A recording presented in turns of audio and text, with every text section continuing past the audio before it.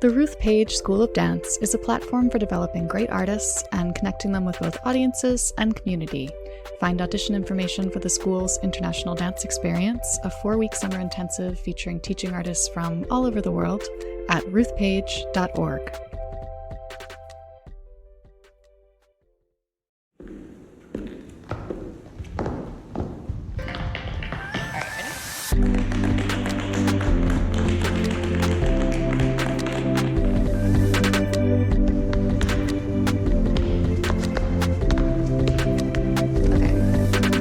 Hi, dance friends, and welcome to the Dance Edit podcast. I'm Margaret Fuhrer. I'm Courtney Escoyne. And I'm Cadence Neenan.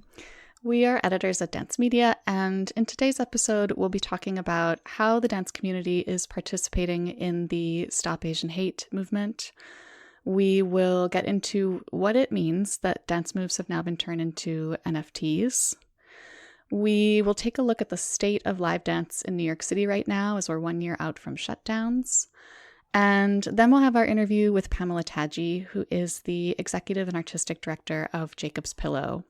Pam and I had this really wide-ranging conversation about how the Pillow is recovering from multiple crises, both the pandemic and also the fire that destroyed the campus's Doris Duke Theater in November. And then about how the organization has used the lessons from this past year to plan for the return of its festival this summer, which we're so excited about. But before we dive into all that, if you are not yet subscribed to this podcast, please pause the episode for a second and hit that subscribe button on your listening platform of choice. And while you're at it, if you are so moved, give us a rating and a review too. Because not only do we appreciate your feedback, and we really do appreciate it, we really are listening, but your ratings and reviews also help other people discover this little podcast dance family that we've created. All right. Now let's get into our regular dance headline rundown, and Cadence, you're up first this week. All right. In some very fun news, pop icon Lizzo will host an all-new Amazon reality series searching for full-figured models and dancers to perform with her on tour, and the show is now in casting.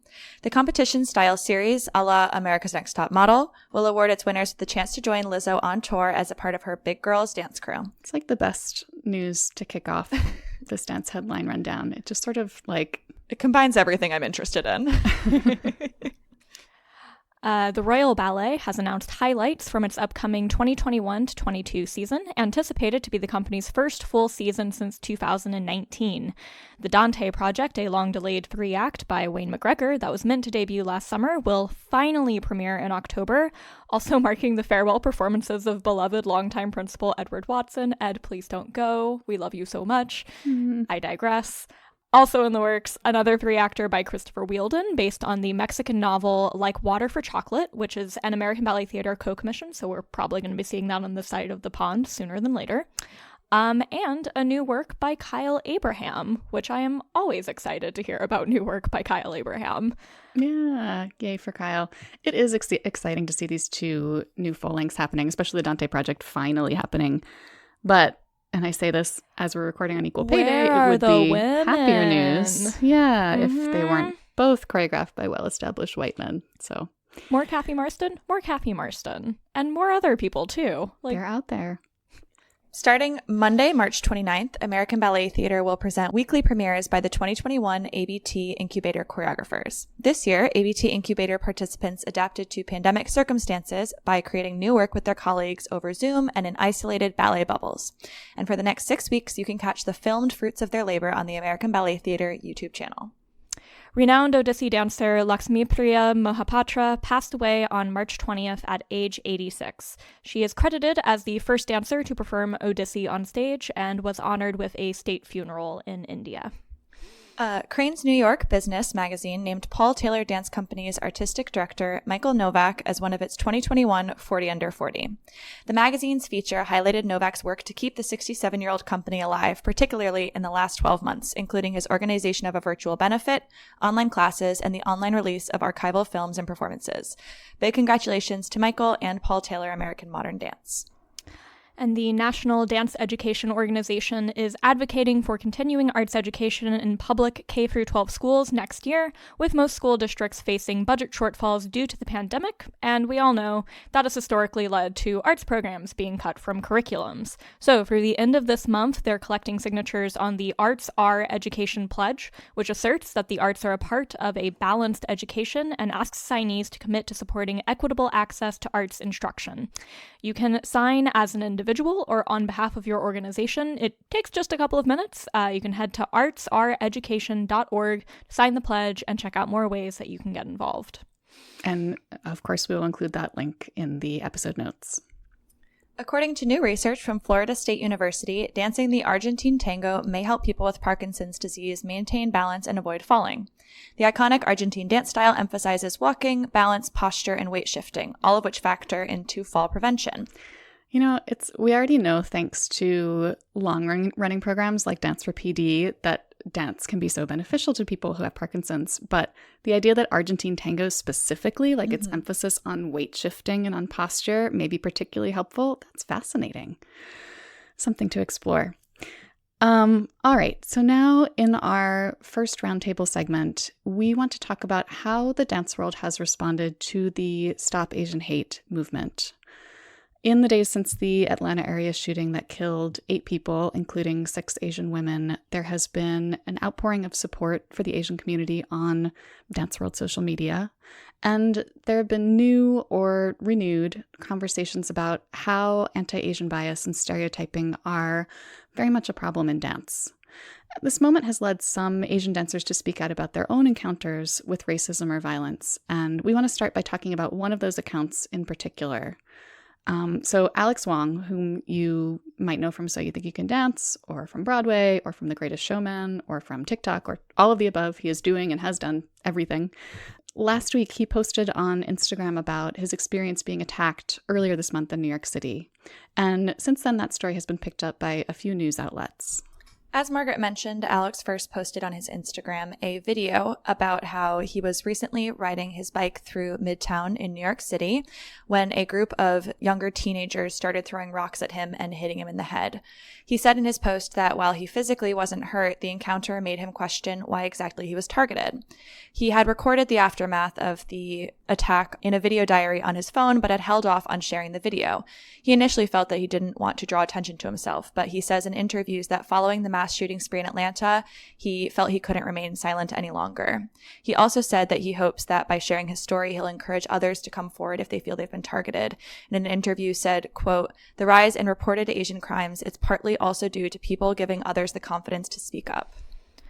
Well, and I think it very much speaks to, he talked about this happened the first week of March, and he recorded this and then didn't post it. He sat with it, and he said in his post that he kind of realized, like, oh, I kept myself silent. Is that sending the message that it's okay to do this to people who are Asian, Asian American, or Pacific Islanders? Like that, yes, we will just stay silent and not take up space and not say anything, and therefore it's okay to behave in this way when obviously it is super not. Yeah. Yeah, and that's been a common theme that we've been hearing a lot recently, that Asian hate crimes or potential hate crimes often go unreported for that kind of reason. We also want to talk about how members of the dance community are harnessing the energy around this movement and taking concrete action to support Asian artists. And the clear leaders in this effort in the dance world are Phil Chan and Georgina Paz-Kogan of Final Bow for Yellowface. So Dance Magazine just published a piece outlining Final Bow's plans to improve Asian representation in dance and to support Asian creatives who are working in and around the dance world. These are plans that were actually already in motion before the attacks, but have now been accelerated to, again, kind of harness the energy around this movement right now.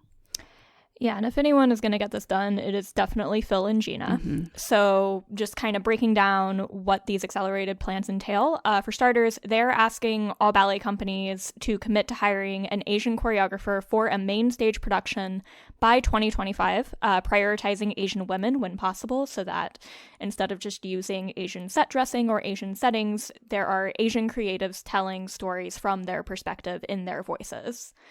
In the month of May, which as you may or may not know, is Asian American and Pacific Islander Heritage Month here in the US. Final Bow for Yellowface will be turning its Instagram page into essentially a virtual choreographic festival. Every day of the month, they will be featuring a different Asian choreographer with footage of their work and interview with the choreographer. Basically, if there are any ballet companies out there wondering, well, I don't know any Asian choreographers, here you go. Here they are. Yeah. Just take a quick scroll. And then kind of the biggest long-term project that they are working on is essentially launching a choreographic incubator to produce brand new ballets with entirely Asian creative teams, from the choreography to the scores to the costumes to lighting design. And they are currently working on building a database of Asian creatives and raising funds to commission these works. It's been really fun the past few days. They had a virtual tea house on Sunday and have kind of opened up the Instagram page to be like, hey, introduce yourself, and seeing Gina and Phil reacting to like, there are so many of you, we can't wait to meet all of you. And it's just been really cool to see this energy around this and to imagine what kind of probably really incredible fun work we're going to get to see coming out of this, like, frankly, god-awful moment. Yeah, they found a way to bring joy to a time that has been incredibly hard for a lot of people. We've included a link to the Dance Magazine story outlining all of these initiatives in the show notes, but please also be sure to follow at Final Bow for Yellowface on Instagram for regular updates on the work the organization is doing. And we're going to have Phil and Gina on the podcast soon to talk about all that work. So stay tuned. Lots more to come. Also, if you can donate, they're a great place to donate. Mm-hmm. Yeah, and we'll link to their website too, so you can go directly to their donation page.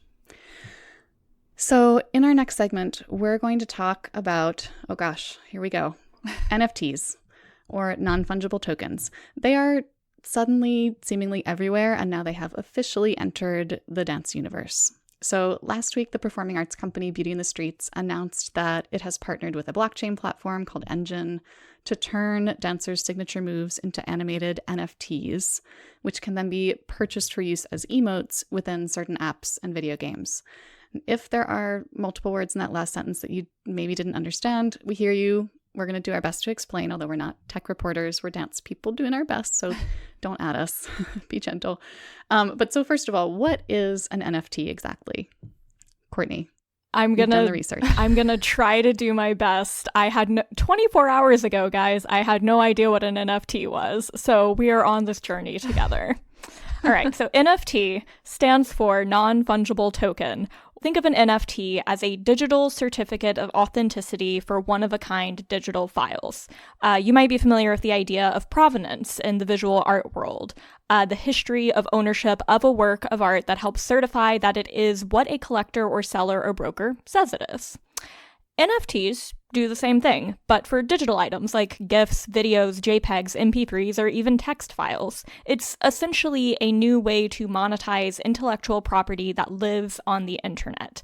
Artists can mint a new NFT, creating a new token that will forever be attached to that piece of content. And thanks to blockchain, each NFT has a built-in transparent transaction and pricing history, verifying its authenticity and its original creator. And anytime that piece of unique content is resold, a built-in commission fee kicks back a percentage to the original artist. So you obviously can't and shouldn't do that with like copyrighted material.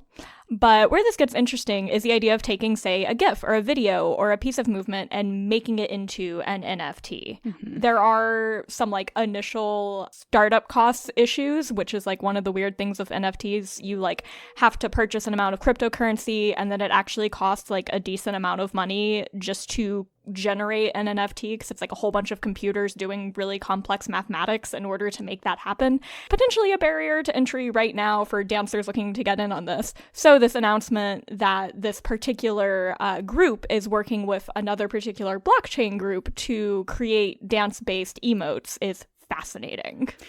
Let's talk a little about what an emote is too, just quickly in case people don't know. So the form that these dance move NFTs are taking, emotes are basically like animated emojis that you can use in video games or on certain apps. And you might have heard of them in the context of Fortnite, which allows you to buy all kinds of like dance move emotes to like express yourself on the battlefield. And they've gotten in some trouble for ripping off some dancers' moves without crediting those dancers. That's the context in which most of us know about emotes. Yeah, exactly. Well, and I think also that's part of what makes this so interesting is that those conversations about emotes in Fortnite taking dance moves that existed in the real world without crediting or paying the creators, the lawsuits that ensued, we talked a lot about how copyright law hasn't really caught up to that. NFTs are essentially making it so that dancers can just kind of slide on in there and monetize their moves themselves. Right. This is a way for them to market their own intellectual property directly to existing fan bases who might be into dance already. It's interesting, too, because the whole idea of like making a signature move into an NFT, that seems like it's geared toward the breaking community. Like there are opportunities for that here. And I think, in fact, the first NFT is a breaking move. It's from the founder of Beauty in the Streets, Snap Boogie, and it's called Speedy Walkovers, which it's basically like a rapid string of one-handed walkovers in place. It's actually really cool. Go look really it up in the story that we've linked. And it sounds like those who purchase this particular NFT can perform, quote unquote, the move in a specific 3D game called Alterverse. So right now, the reach of these NFTs, I guess, is relatively limited. But if this does become something that is large enough, people are willing to overcome those barriers to entry, those initial costs, I don't know, could it be a real way for dancers to generate some real income? Or is it more of a flash in the pan trend? I don't know. I think our habit with a lot of things like cryptocurrency and even just online trends is to say, oh, it's just a fad. It's a bubble. It'll go away. But I think we all said that about TikTok when it first started up. And now it's a part of my daily actual job. And so I think I wouldn't be quick to write this off. I think we've seen Bitcoin, cryptocurrency. We all wrote that off when it first started. And now there are people making millions off of it. So I think I'm excited about the room for growth. Yeah, and I think also, like, video games is a huge business right now. Huge. Oh my gosh. Yeah. Yeah, even just the idea of there being a digital market for human movement, like, that is fascinating. Like, paging Sydney Sky better. We gotta figure this out, Just doing research for this, like I kept like wanting to go over to my email and being like, hey Sydney, what do you think? Like I'm so curious. We gotta have Sydney on the podcast too soon. All right, so our last segment is not about a single news item, but rather a group of stories that together offered sort of a snapshot of this weird state of live dance performance in New York City right now. So just for context, in a regular year, at this point, the city would be an absolute hive of dance activity. Like we usually joke, us nerdy dance people, about like March Madness on the dance performance calendar. And then, of course, at this time last year, we'd just begun a complete shutdown, the two extremes. But right now, just in this past week, we've started seeing like fits and starts of live dance activity, this sort of like 2 steps forward, 1 step back kind of progress. So one of the most significant pieces of news for dancers itching to get back into the studio is that indoor fitness classes in New York City are starting to be allowed to resume. This comes shortly after a group of fitness studios sued Mayor Bill de Blasio and Governor Andrew Cuomo for the right to reopen. And now we're starting to see studios being allowed to get inspections from the city so that they're able to reopen. And they can then start rolling out the schedules for restarting their programs. Of course, fitness classes will be capped at 33% capacity and patrons will be required to wear face coverings, as has, I think, just become the norm in our daily lives. But it is getting dancers back into the studio, slowly but surely. Yeah, and it's definitely a process. Steps on Broadway put out a statement the same day that this was announced, essentially saying like, okay, so we have the go-ahead, like theoretically we can go ahead as of, it was Monday this past week. But like first they had to get an inspection on the books. They wanted to make sure that their HVAC systems and air ventilation systems were all up to snuff. All of these things that essentially boil down to, yes, we have to go ahead, but we're not rushing into this. We're gonna take our time, do it right. Not just following the letter of the law, but like making sure that everyone feels safe and feels comfortable coming back. Yeah, this is no on-off switch. There's no immediate return to an old normal. And then indoor performances, as we said last week, made a sort of unexpectedly early return at the Guggenheim, where Caleb Teicher seemingly went off without a hitch over the weekend. It sounds like it was kind of fantastic. But then also at the Park Avenue Armory, where the story is a little bit different. Yeah, so yesterday when you're hearing this, so Wednesday, Bill T. Jones, Arnie Zane Company, as we had announced, was going to be performing Afterwardness at the Park Avenue Armory to very small audience capacity. It was a sold out show. Everyone was going to be required to have rapid tests when they got there, socially distanced, all the things. This had to be called off at the end of last week and indefinitely postponed after, I believe, according to the New York Times, 3 members of the company tested positive for COVID. So that has essentially been indefinitely postponed. I also just saw not long before we started recording, they are still going forward with another indoor performance at the Armory that is going to be kicking off at the beginning of April, I believe. The David Byrne, Stephen Hoggett collab. That's, April 9th. Yeah, so I think the vibe is very much, I think they are confident in their safety measures, and I think that the fact that they so quickly canceled when they had that test shows yes, they're taking this seriously and taking precautions. Mm-hmm. We'll see what happens. Yeah. I mean, it does seem like this will probably be a fairly common occurrence, like a leap forward, a scaling back, another leap forward as outbreaks happen and are contained. I mean, until most of the population is vaccinated, it's just sort of the nature of the game. Yeah, I mean, even the same day that Caleb Teicher and Co. inaugurated the first in-person return of the Guggenheim's Works in Process, the same day they were scheduled to perform through New York Pops Up, and it was canceled because new protocols had been established. Yeah. So then there were 2 stories. There's one in Dance Magazine, there's one in the Times, talking about how even though there's still all these hurdles when it comes to indoor dance, outdoor performance or plans for outdoor performance are through the roof as warmer weather is beginning to return to New York City. Of course, this isn't just happening in New York City, it's happening all over, but there is a lot of it happening in New York, from smaller scale performances to the 10 outdoor venues that Lincoln Center is creating on its campus. Outside is where audiences seem to feel most comfortable, and artists are finding all kinds of inspiration in outdoor settings as well. I mean, we're about to hear Pam Tatge talk about how that's such a part of life at the Pillow. Mm-hmm. It's true in New York City, too.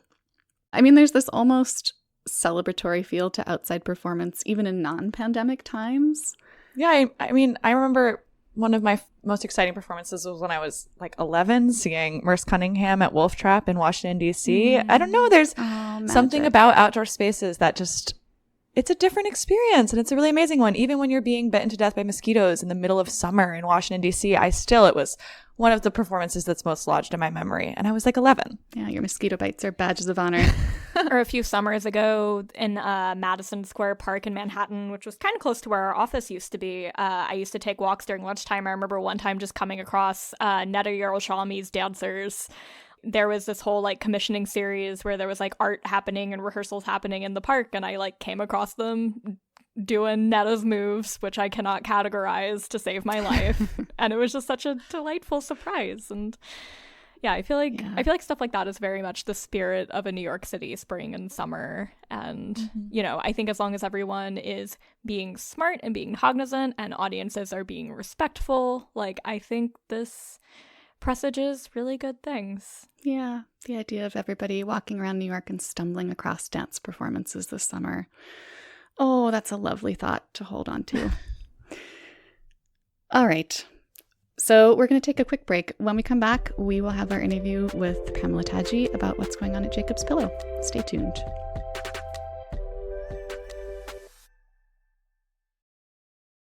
Welcome back, dance friends. I'm here now with Pamela Tatge, who's the executive and artistic director of Jacob's Pillow. Hi, Pam. How are you? Hi, fine, thanks. Great to be here today. Thank you so much for joining us. Jacob's Pillow has been through a lot over the past year, and it has big, innovative plans for the future that I want to talk about. But before we get into all of that, would you mind telling our listeners a little about yourself and about your relationship with dance in the dance world? Absolutely. So I would say my first encounter was in 4th grade. I amazingly, up my street in Bethesda, Maryland, there was a former dancer from the Royal Ballet in England who had a studio attached to her house. So I began to study ballet then. And dance became a lifelong love from there on. I always studied dance, but I was originally a theater artist. So I really studied dance as a means to train my total myself in terms of the work that I do or did at that time, and took class all the way through college. Post-college, my first career aim was to be an actor, and I swiftly abandoned that probably 2 years in, just because I couldn't wait for other people to determine when I worked. Mm-hmm. And I had too much I wanted to do in this life, and I didn't have a big enough ego to self-produce and have people discover me. So I began my work in support of artists and in support of marrying artists to audiences. And that career began in theater at Long Wharf Theater for 10 years. Then I was the director of the Center for the Arts at Wesleyan University in Middletown, Connecticut. And there was a very strong dance piece of that job where I really, over time, learned that this was my love. This form that transcended language, that opened my eyes. And when the job at Jacob's Pillow opened up, and I was approached about it, I thought, my God, to be able to go deeply into this form that I had grown to love so much was just a dream. So I'll have my 5th anniversary in April. I can't believe it. And so that's a little bit about my path. Well, congratulations, 5 years. I'm sorry to begin the Jacob's Pillow part of our conversation on this tragic note, but I want to start by addressing the fire that destroyed the Pillow's Doris Duke Theater in November, because that was the kind of loss that a lot of us in the dance world felt really viscerally. There was this outpouring of grief when that happened. Can you talk about what actually happened, first of all, and then how the Pillow responded in the immediate aftermath? So yes, I mean, you don't ever think in life that you're going to go through something like this. And of course, in my years at the Pillow, the presence of wood and its fragility is always there. But on November 17th, a fire began early in the morning, and within just a few hours, the building was destroyed. The fire inspector's report came out a few weeks ago and really said that there was no cause that they could determine, that the devastation was so great that they couldn't put their finger on what happened. And so the idea that it is a mystery, we have thoughts about, what could have happened. There was a series of events that led this to happen and happen fast. And the cause, the reason for the fire, we just will never know. And there's a great sorrow in that, because you want to explain it, you want to understand it. And meanwhile, all you have is that emptiness. And so as an organization, of course, what we put in place immediately was a double, triple check of all of our systems, so that we ascertain that all of what we have is being taken care of as best as we can within what we can control.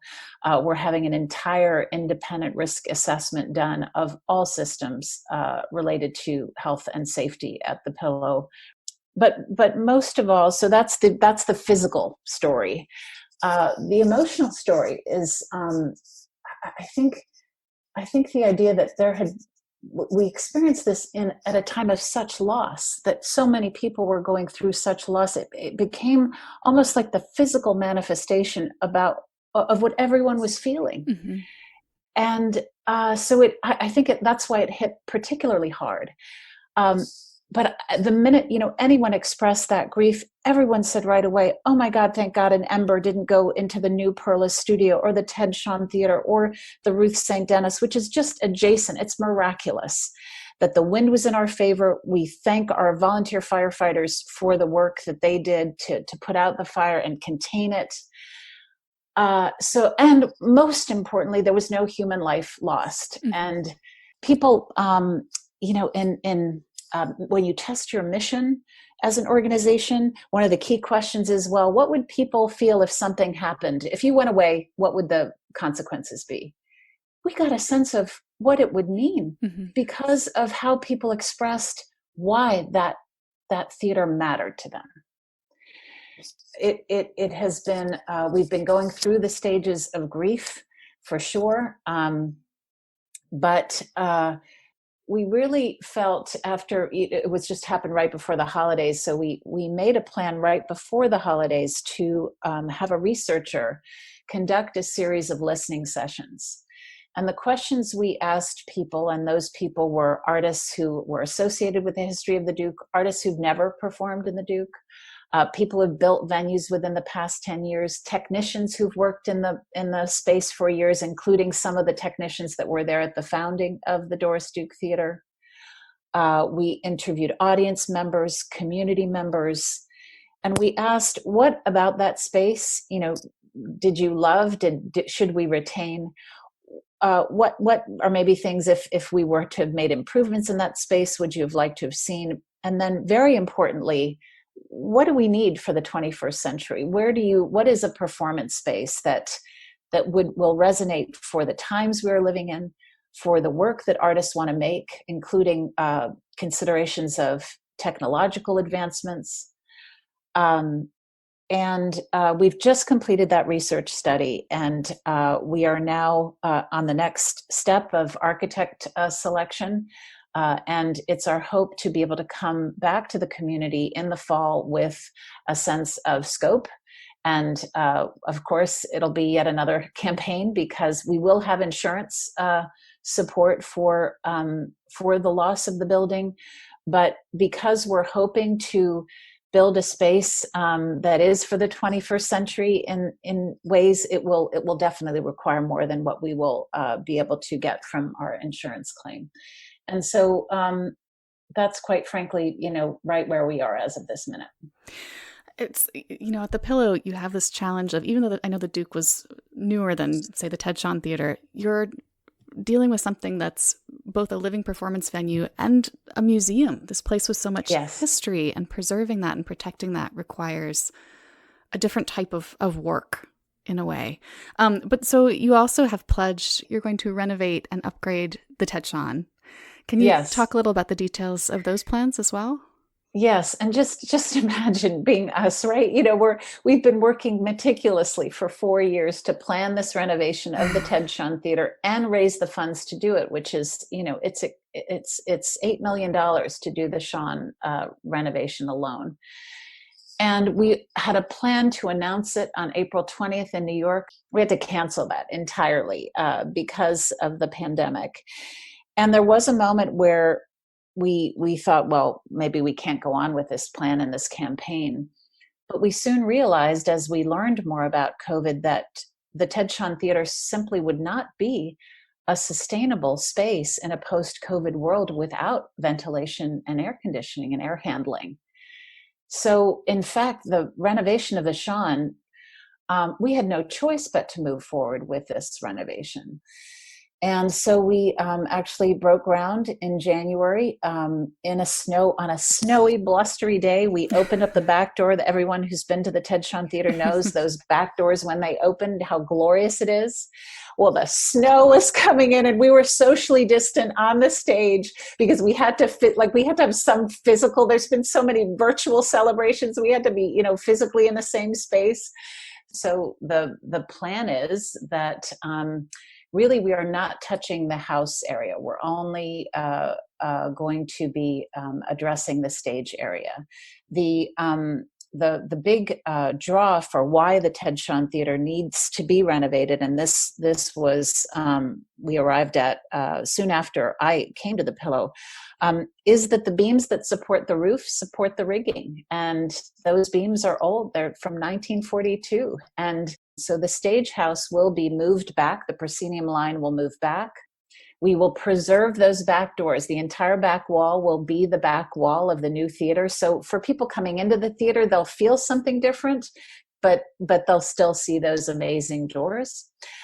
We will add an eco-friendly air conditioning and ventilation system. And I think what's interesting about this is that we won't be turning the Ted Shawn Theater into an insulated envelope. It will still be a barn, but on hot days, we will have a cooling system that will pump cool air in. But we only use it on the hottest days. And it's just never going to feel like one of those theater fridges that you go into. Mm-hmm. We are also addressing accessibility. Right now, if we had a physically disabled artist, we would have no way for them to access the stage. So the stage will now be accessible. We will have dressing rooms that will be accessible. We will have, in terms of the house area, the one thing we are doing to the house is, because we're moving the proscenium back, we're creating an orchestra pit, and we're also creating accessible seating that's down front. So in the past, our only accessible seats were in the back of the house. Now we have an option of sitting at the front of the house. And so some of the other things that we will be able to do is, again, a sustainability choice is add LED lighting, that we're really hoping to move to entirely LED lights over time. We'll have an increased stage size, so it'll be wider, deeper, and higher.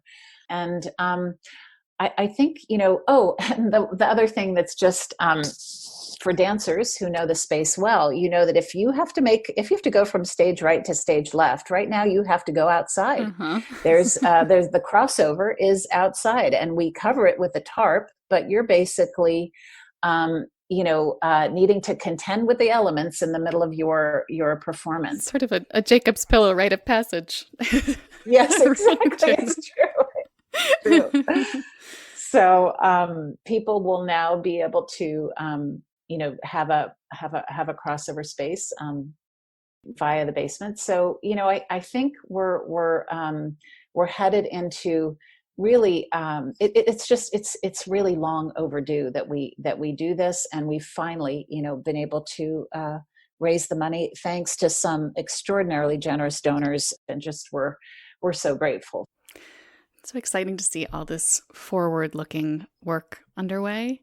Let's talk a little about this summer, because you just made a major announcement that the festival will be coming back this summer in a hybrid version with some outdoor performances that will allow some dancers and audience members to be back on the Pillow campus, which is such a huge thing. Can you talk a bit about both the why and the how of this hybrid approach to the summer festival? Mm-hmm. Absolutely. So I would say that, first of all, last summer when we had to cancel the festival, we, just like so many of our colleagues around the country, made a pivot to a virtual festival. But we didn't do it small. We did 38 events over 8 weeks. Only 20% of them were pre-existing productions. We ended up reaching thousands of audiences, as many of our colleagues have experienced. To us, the remarkable statistic is 80% of those people were new to Jacob's Pillow. So, we are known around the world, but because of our remote location, we're very difficult to figure out how to get to.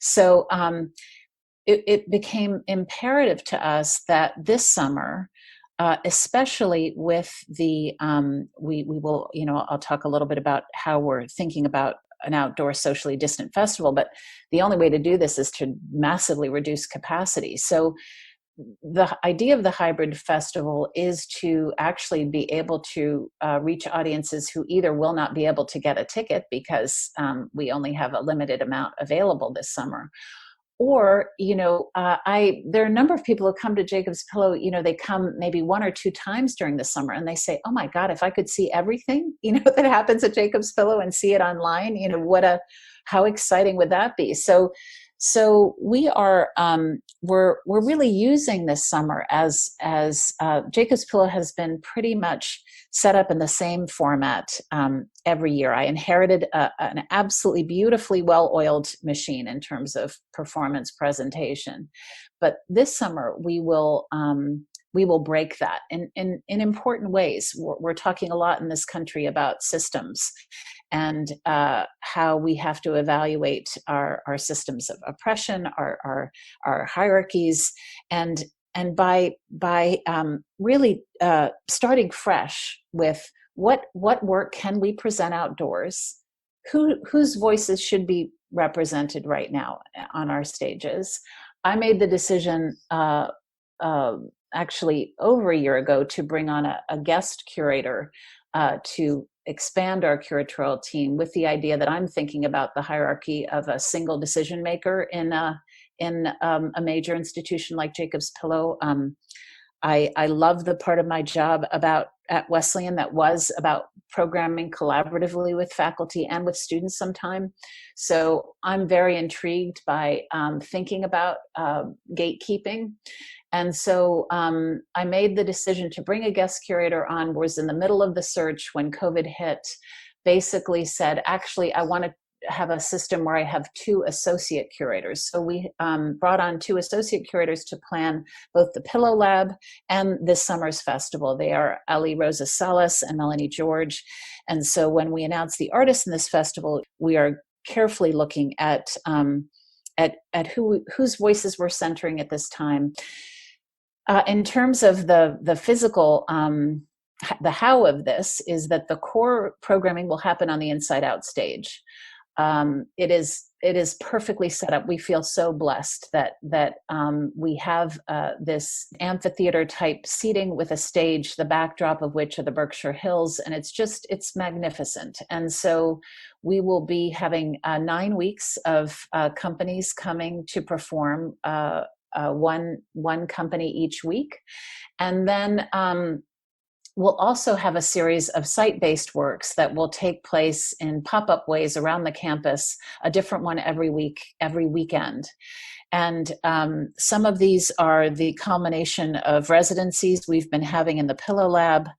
Others are works that are being developed specifically for Jacobs Pillow, for the site of Jacobs Pillow. And this has been a thrilling, journey for our curators and me to have a conversation about artists about what do they want to make right now. If we are using natural stages at the Pillow as opposed to the structures, what do they want to make? So in some cases, it's adaptations of existing works, and in others, it's works that will be created specifically for the Pillow.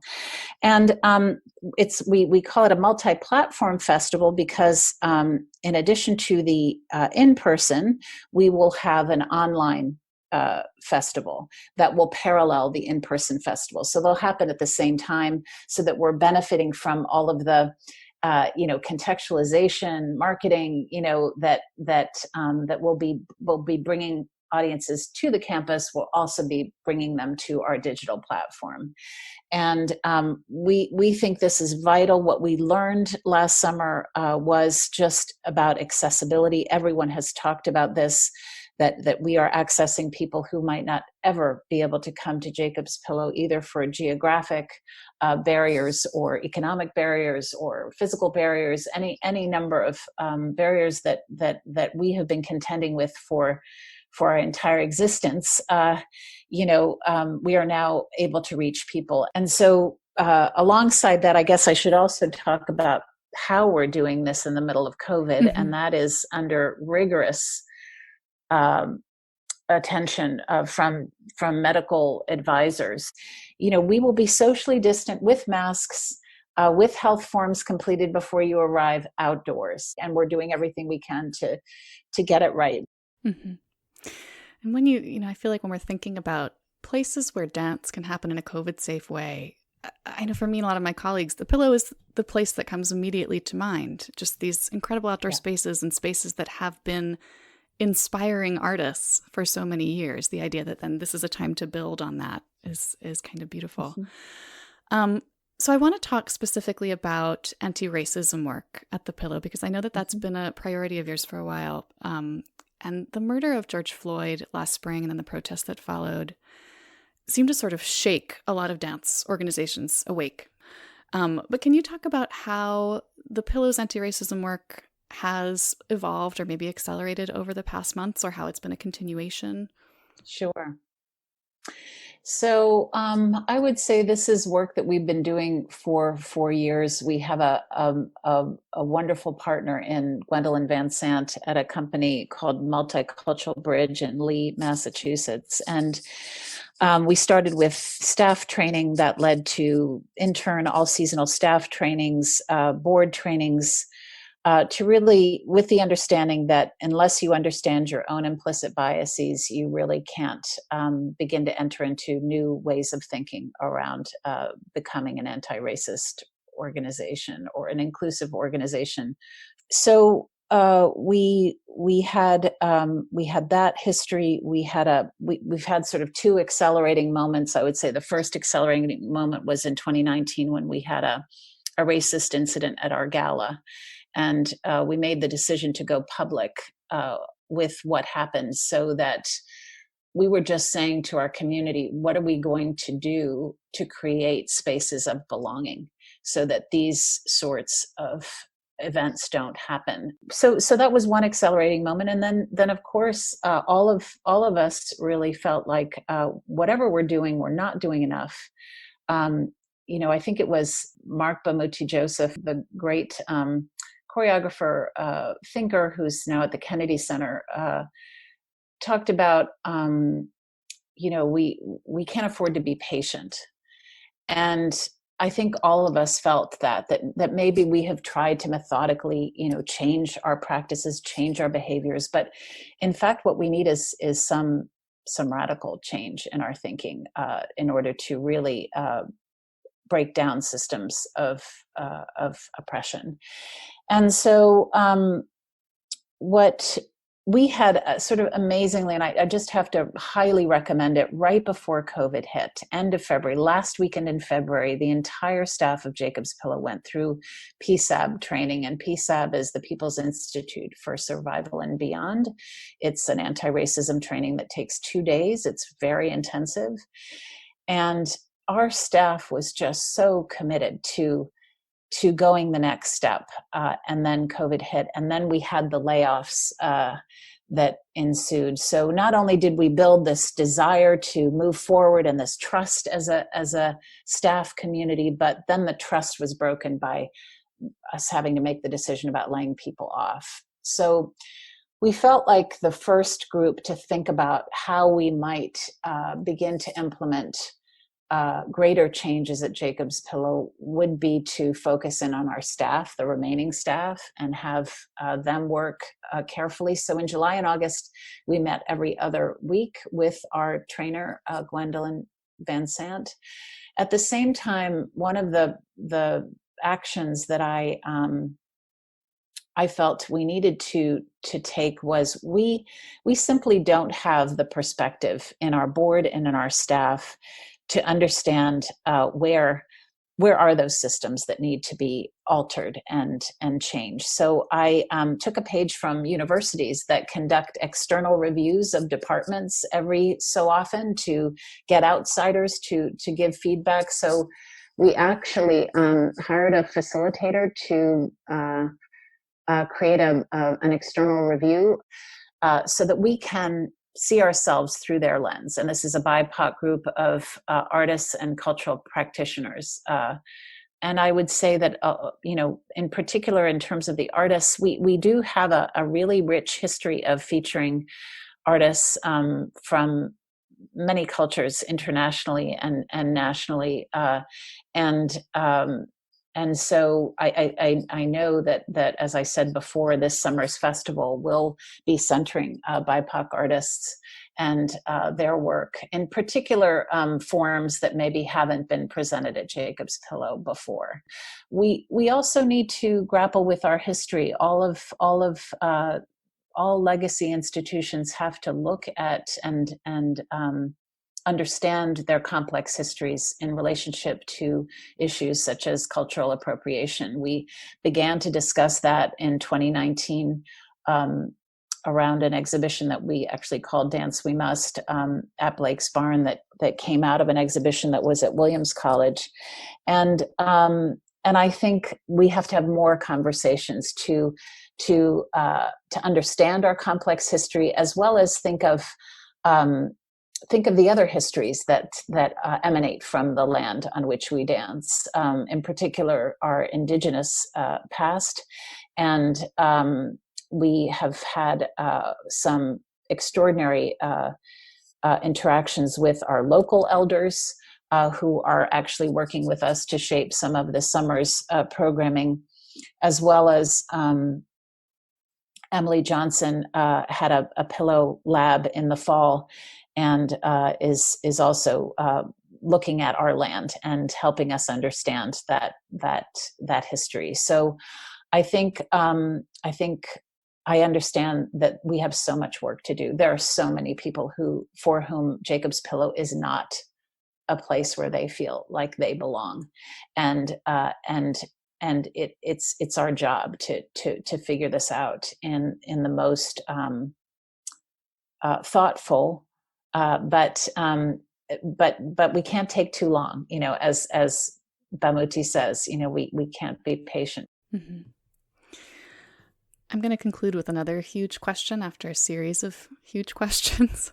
What makes you hopeful about the future of dance right now, both at the Pillow and more broadly? I think that there's something about this period of isolation which has caused all of us to perhaps associate with our bodies more than ever, because we're all we've got in many ways. And in that way, I think that people are responding so viscerally to movement, to dance. And this explosion of content that has been created for the digital sphere it's how the innovation that's come from it gives me great hope. The ubiquity of dance on platforms like TikTok, has just also made you feel that dance has been one of those great hopes of this period of time. The work that artists are thinking about making right now, where they want to make it, what conditions they need to make it, I think are going to shift greatly. And I think a place like Jacob's Pillow has got to be there for those artists when we are able to come back to more robust activities again. I think the energy and the creativity is there. The devastation is huge, though, Margaret, as you know. It's just going to take years, I think, for our field to recover from this devastation, and we're going to lose a lot of company structures are just not going to make it. I don't think, but I'm really heartened by the appetite for dance and the fact that dance makers have not stopped. They've kept on. They have persevered, and I also, I wouldn't do this work as my life's work if I didn't believe in the healing power of dance. And we need that community building power of dance now more than ever to really address some of the deep divisions in this country. And so I look forward to doing all I can to partner with my colleagues around the country to make those experiences possible for communities who need us right now, and for artists who need means, who need the scaffolding to be able to realize their dreams. Pam, thank you so much for I'm trying to remember. I did an interview and I'm trying to remember who it was with. I think it was Tyler Angle talking about Tyler Peck and saying, "Oh, I love partnering her because you barely even have to partner her. She just goes." And that's how I felt during this interview. I barely even had to ask questions. Thank you. It was kind of wonderful. Where can listeners go to find out more about the Pillow and about the Summers Festival? Okay, so we will be announcing the full schedule and the artists in April. And so go to our website, which is www.jacobspillow.org. We also are on Instagram and Facebook. And I think those are the best places to follow us because we put all of our announcements there. I do want to just say that we have this wonderful series called Inside the Pillow Lab. It's a series of documentaries we've been making about work being made in our bubble residencies. We started with Brian Brooks, Shamel Pitts, Emily Johnson, Michelle Dorrance, Kyle Abraham. So there are wonderful that docuseries is on YouTube, but we have new ones premiering throughout the spring, thanks to the Mellon Foundation, who really realized this was the way to get direct support to artists right now, is to fund bubble residencies, and we're so grateful to them. So that's a way to stay engaged this spring until the summer is through the Inside the Pillow Lab. And we'll include all of the relevant links in our episode description so people can find those easily as well. Fantastic. Well, thank you for taking the time to do this, Margaret. It's so important to me that people know, what we're working on at Jacob's Pillow. We need all the partners we can get right now. So thanks for helping us spread the word. Oh, thank you. I think we're all so eager and so excited to see the pillow back. And not that it ever went away, but just that the sense of resilience that it's continued through even the most challenging year in its history. Thank you. Thanks so much. Thanks again to Pam. The idea of making a pilgrimage to the pillow for a performance this summer, it's the best kind of daydream in that it's one that might actually be able to come true, or at the very least a virtual pilgrimage for sure. As we mentioned, we've included all the relevant links in the episode notes, but just for reference, the pillow handle is at Jacob's Pillow on both Instagram and Twitter. Be sure to give them a follow. All right. Thanks everyone for joining us. We will be back next week for more of the news that's moving the dance world. Keep learning, keep advocating, and keep dancing. Mind how you go, friends. Bye, everyone.